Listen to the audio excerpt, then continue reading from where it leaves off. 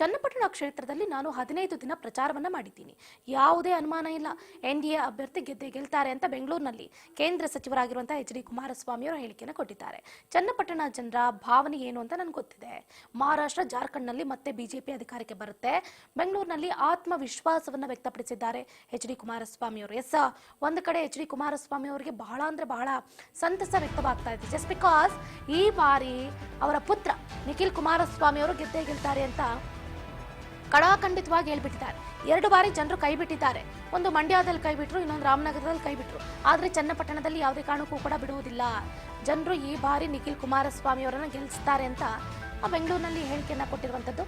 S, ಈಗಾಗಲೇ almost all ಚನ್ನಪಟ್ಟಣದಲ್ಲಿ ಈ ಬಾರಿ ಕಾಂಗ್ರೆಸ್ ಅಭ್ಯರ್ಥಿ ಸಿಪಿ ಯೋಗೇಶ್ವರ್ ಅವರು ಸೋಲ್ತಾರೆ ಅನ್ನುವಂಥ ಮಾತುಗಳು ಕೂಡ ಕೇಳಿ ಬರ್ತಾ ಇದೆ. ಆದ್ರೆ ನಿಖಿಲ್ ಕುಮಾರಸ್ವಾಮಿ ಅವರು ಈ ಬಾರಿ ಗೆಲ್ತಾರೆ ಅನ್ನುವಂತಹ ಮಾತುಗಳು ಕೂಡ ದಟ್ಟವಾಗಿದೆ. ಆ ವಿಷಯಕ್ಕೆ ಸಂಬಂಧಪಟ್ಟಂತೆ ಇವತ್ತು ನಿಖಿಲ್ ಕುಮಾರಸ್ವಾಮಿ ಅವರ ತಂದೆ ಕೇಂದ್ರ ಸಚಿವರಾಗಿರುವಂತಹ ಎಚ್ ಡಿ ಕುಮಾರಸ್ವಾಮಿ ಅವರು ಹೇಳಿಕೆಯನ್ನು ಕೊಟ್ಟಿದ್ದಾರೆ. ಚನ್ನಪಟ್ಟಣದ ಜನರ ಭಾವನೆ ಏನು ಅಂತ ನಂಗೆ ಗೊತ್ತಿದೆ. ಮಹಾರಾಷ್ಟ್ರ ಹಾಗೆ ಜಾರ್ಖಂಡ್ನಲ್ಲಿ ಮತ್ತೆ ಬಿಜೆಪಿ ಅಧಿಕಾರಕ್ಕೆ ಬಂದೇ ಬರುತ್ತೆ, ನನಗೆ ವಿಶ್ವಾಸ ಇದೆ ಅಂತ ಹೇಳಿಕೆಯನ್ನ ಕೊಟ್ಟಿದ್ದಾರೆ ಎಚ್ ಡಿ ಕೆ.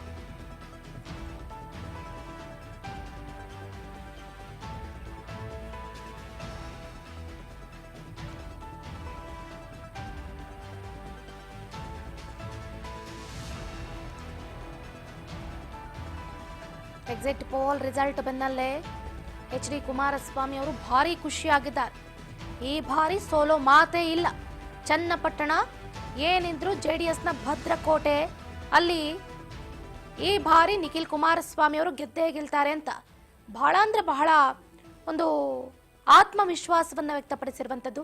ಈಗ ನೋಡಿ, ಒಂದು ಕಡೆ ನಿಖಿಲ್ ಕುಮಾರಸ್ವಾಮಿ ಅವರ ಪರವಾಗಿ ಈ ಬಾರಿ ಎನ್ಡಿಎ ನಾಯಕರೆಲ್ಲರೂ ಕೂಡ ಭರ್ಜರಿಯಾಗಿ ಪ್ರಚಾರವನ್ನ ನಡೆಸಿದ್ರು. ಅದರಲ್ಲೂ ಮುಖ್ಯವಾಗಿ ಮಾಜಿ ಪ್ರಧಾನಿ ದೇವೇಗೌಡರು ಕೂಡ ಈ ಬಾರಿ ಪ್ರಚಾರವನ್ನ ನಡೆಸಿದ್ರು. ಅಷ್ಟೇ ಅಲ್ಲದೆ ಏನು ನಿಖಿಲ್ ಕುಮಾರಸ್ವಾಮಿ ಅವರ ಪತ್ನಿ ಯಾವತ್ತೂ ಕೂಡ ಸಾರ್ವಜನಿಕ ಸ್ಥಳಗಳಲ್ಲಿ ಕಾಣಿಸ್ಕೊಂಡವ್ರು ಅಲ್ವೇ ಅಲ್ಲ. ಆದ್ರೆ ನಿಖಿಲ್ ಕುಮಾರಸ್ವಾಮಿ ಅವರ ಪರವಾಗಿ ಅವರು ಕೂಡ ಈ ಬಾರಿ ಜನರ ಮುಂದೆ ಪ್ರಚಾರವನ್ನ ಮಾಡಿದ್ರು. ನಿಖಿಲ್ ಕುಮಾರಸ್ವಾಮಿ ಅವರನ್ನ ಗೆಲ್ಸ್ಕೊಡಿ ಅಂತಾನು ಕೂಡ ಕೇಳಿದ್ರು. ಒಟ್ಟಾರೆಯಾಗಿ ಬೆಂಗಳೂರಿನಲ್ಲಿ ಇವತ್ತು ಎಚ್ ಡಿ ಕೆ ಮಾತಾಡಿದ್ದಾರೆ. ನಿಖಿಲ್ ಕುಮಾರಸ್ವಾಮಿ ಅವರ ಪರವಾಗಿ ಏನ್ ಮಾತಾಡಿದ್ರು ಕೇಳ್ತಾ ಹೋಗೋಣ. ಜನತೆ ಭಾವನೆ ಏನು ಅನ್ನೋದು ಗೊತ್ತಿಲ್ಲ, ಅದರಿಂದ ಅಲ್ಲಿ ಯಾವುದೇ ರೀತಿಯ ಅನುಮಾನಗಳಿಲ್ಲ. ಜನತಾದಳದ ಎನ್ಡಿಎ ಅಭ್ಯರ್ಥಿ ಗೆಲ್ಲುತ್ತೆ. ಜನತೆ ಭಾವನೆ ಏನು ಅನ್ನೋದು ಗೊತ್ತಿಲ್ಲ, ಅದರಿಂದ ಅಲ್ಲಿ ಯಾವುದೇ ರೀತಿಯ ಅನುಮಾನಗಳಿಲ್ಲ. ಜನತಾದಳದ ಎನ್ಡಿಎ ಅಭ್ಯರ್ಥಿ ಗೆಲ್ಲುತ್ತೆ. ಜನತೆ ಭಾವನೆ ಏನು ಅನ್ನೋದು ಗೊತ್ತಿಲ್ಲ, ಅದರಿಂದ ಅಲ್ಲಿ ಯಾವುದೇ ರೀತಿಯ ಅನುಮಾನಗಳಿಲ್ಲ.